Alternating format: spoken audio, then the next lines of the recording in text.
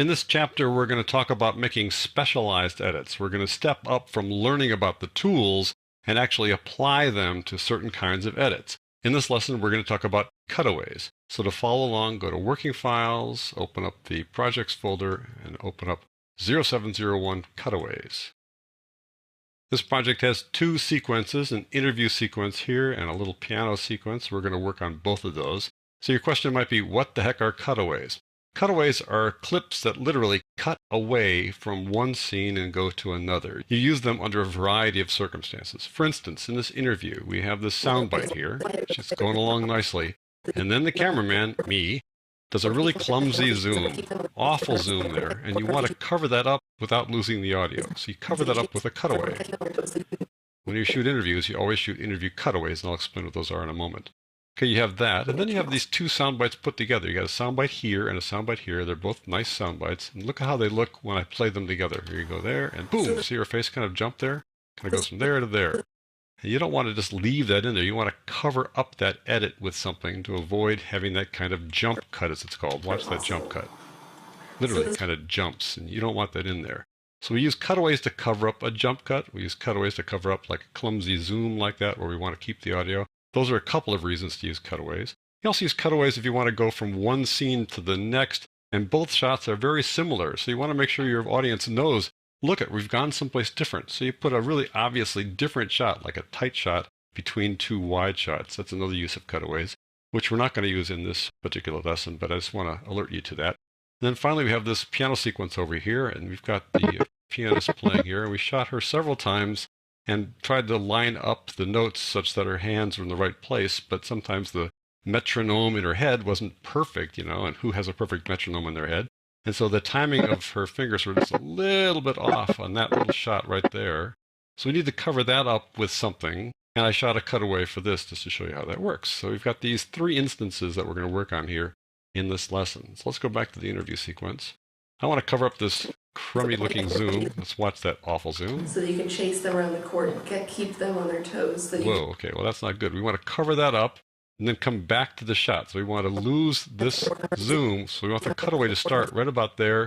We want the end right about there, and then come back to the shot. So that's our first order of business, is to cover that up. We put the current time indicator to the beginning of that clumsy zoom right there, which is about, as you can see, 2004. And now we need to find something to cover that up. So I go back to the project panel. I want to switch over to the icon view and look at the interview shot. So I go to icon view. I want to open up this bin so I can see it inside the project panel. So I control double click on it rather than double click. Double click would open it up in a separate panel. I want to open up here in this panel. So I control double click on it to open it up here. There we go. So here we got the wide shot, which is actually kind of a good way to start an interview. Lots of times you want to sort of set up an interview with a wide shot like that. In this particular case, she actually has kind of a nice sound bite. But normally you would have a narrator talking here. She's talking about tennis here. Moving to get to the ball. But nevertheless, we're not worried about the soundbite here. We're just worried about this zoom here. So let's scroll down here and see what we got. Okay, another interview shot. Aha, but here come the cutaways. You got a hand shot, which could be used as a cutaway. A nice tight hand shot. Yet another hand shot. Here we've got a reverse cutaway of the interviewer listening to the interviewee. Always a good thing for a cutaway. And a tight shot of the interviewer listening to the interviewee. All those guys can be used as cutaways. So I want to use this shot here as our cutaway for the zoom. So let's go over here. The zoom starts right about there. Okay, remember around 20 something. I'm going to open up this in the source monitor by double clicking it. Get a better look at it and get some in and out points here. What I need to do is I'm going to go from 2007 to right about there. So I need basically a 2-second and a few frames, like 2-second and 10 frame segment to cover that up. So I need to go over here and I need to look at the beginning of the shot here. I'm looking at her hands there. So I need her hands to be separated over here so the beginnings of the shots match. So there her hands are separated. So I'm going to put an in point there by clicking on this mark in. So now we're ready to put it down there. I'm not worried about the length here yet. I'm just going to drag it down here, then tighten up the length when I get it down here to the timeline or to the sequence. Now the issue is, if I drag this down to this track, we're going to do an overwrite. I'll show you. We just drag it down there and we just covered up everything and lost the interview, and now we've got a mess. So we're not going to do that. I'm going to go Control Command Z to undo that. What I want to do is I want to cover up this section without getting rid of the audio and without actually destroying this stuff down here. I can always get back to it later. And what we're going to do is we're going to put this video on this second track above this clip, which covers it up down there. This isn't truly compositing. Compositing is layering clips so you can see parts of each clip. Here we're not going to see parts of both clips, so we're going to see the clip on video 2 and not see the clip on video 1. I also don't want to put the audio down here, so I have 2 tracks of audio. I want only 1 track of audio. I can drag this whole thing down to track 2 like that, and then the audio associated with this goes down to audio 2, which is what it's supposed to do. The trouble is now I've got 2 tracks of audio. Don't want to do that, so I'm going to go Control Command Z, don't do that. So what I want to do is bring just video down to this track. The way I do that is I grab this little icon here. This drags video only. This drags audio only. This drags video only. A really clever little feature. So I just drag this. I bring only video, and I bring it to track 2, not down here to track 1, but here to track 2, where I'm just going to cover up what's below it without actually overwriting it. And I want that to go just to the point where the zoom ends. And the zoom ended right around 22 something. So I'm going to go around 22 something like that. You can see the 23 seconds there now.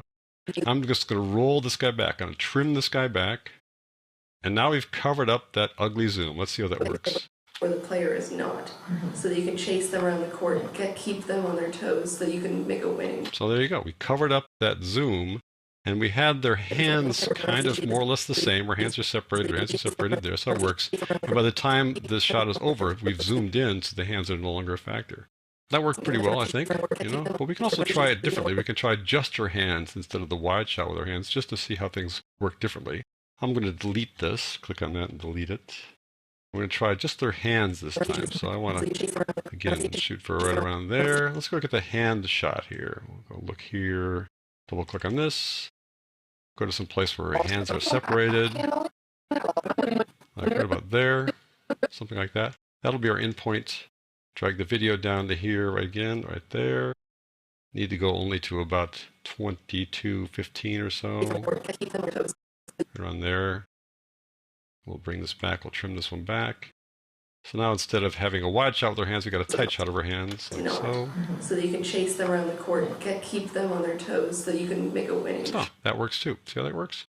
So we got to cover up this jump cut now. It's our next order of business where it goes from there to there, like kind of a little boop like that. And you know, you might feel it's not such a big deal, but I think it's important to not have little jump cuts like that. So we do that again with another cutaway. Let's try the reverse cutaway here of the interviewer. We did this one already, the wide shot. We'll use the tight shot this time. Just double click on that to bring it in the source monitor. We need to get just a couple seconds. We can put the clip right at the beginning, actually. And that's typically the way you do it. Either you put the clip so it ends at the edit point or begins at the edit point. That's usually my philosophy, as opposed to straddling the edit point. So let's just look someplace where the interviewer is just kind of listening a little bit there. I like to paint stripes. There we go. The other one. So we'll do that. We'll just click on this little endpoint here. I'm going to drag that down to the edit point here. I can pull this thing out of the way. I'll bring it down to the edit point. Just the video only. Right there. Whoops. I dragged it down by mistake. I pulled it down here by mistake. I'll try it again.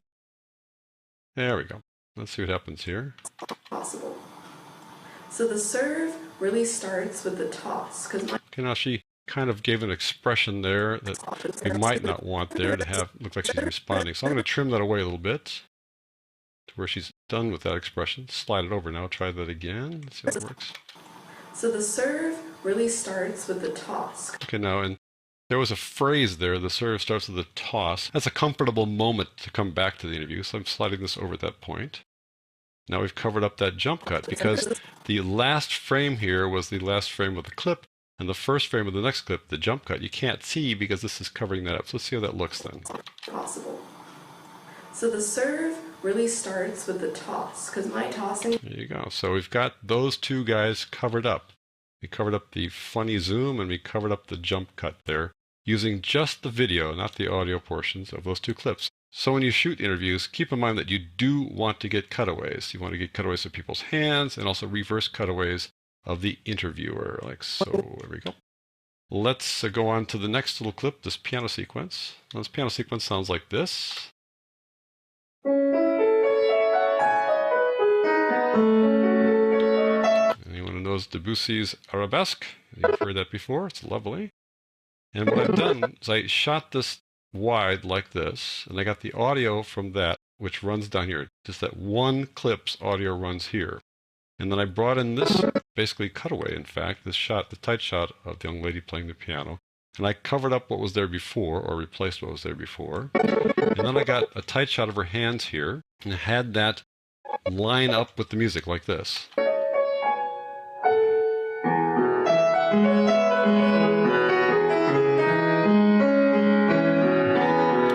Now if you notice, if you're really, really paying attention, her little finger there hits the note, not quite in time with the music. Let's watch that.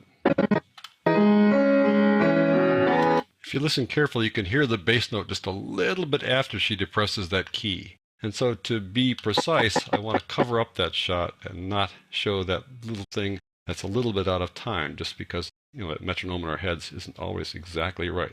So I'm going to back up to the point just before she depresses that key by pressing the left arrow key.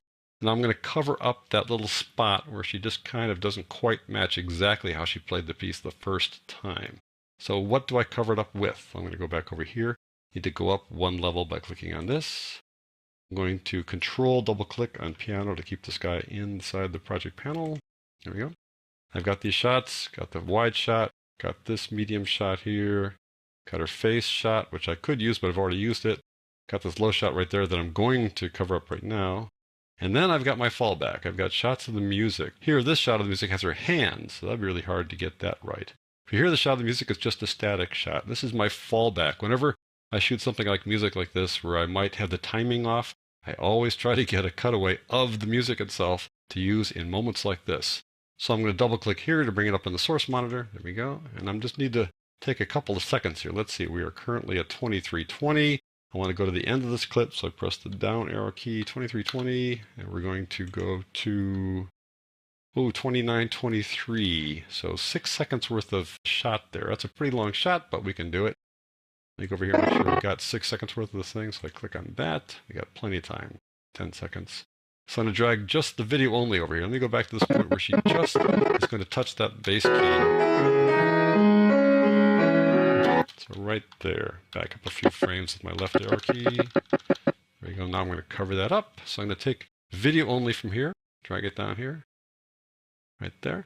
And now I just need to move it over to the edit point, because I know that we're going back to this wide shot, which is actually the original shot. So we know that's going to be right on time, because that shot and that shot are the exact same thing. They're both the original piano 1 shot. So I'm going to drag this fella over to the left here, like so. And now we've covered up that small, minuscule mistiming, and we'll see how this works here.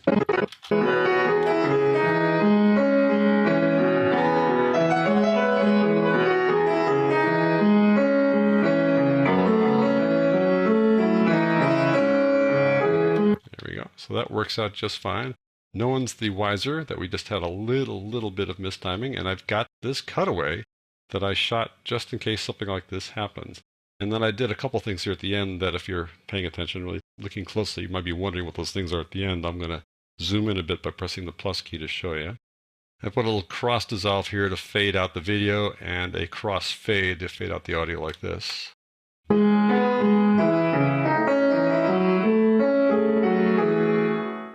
That just to kind of ease out, because when I shot this, I didn't have her play the entire piece, just that little segment there, so that I could use it as an example for cutaways, plus some other things that I'm going to talk about down the road. So that, folks, is how you use cutaways. You use cutaways to deal with little problem areas for your editing. When shots are too similar, you've got some kind of awkward camera move, or you've got two sound bites put together where there's going to be an obvious little jump cut from one bite to the next.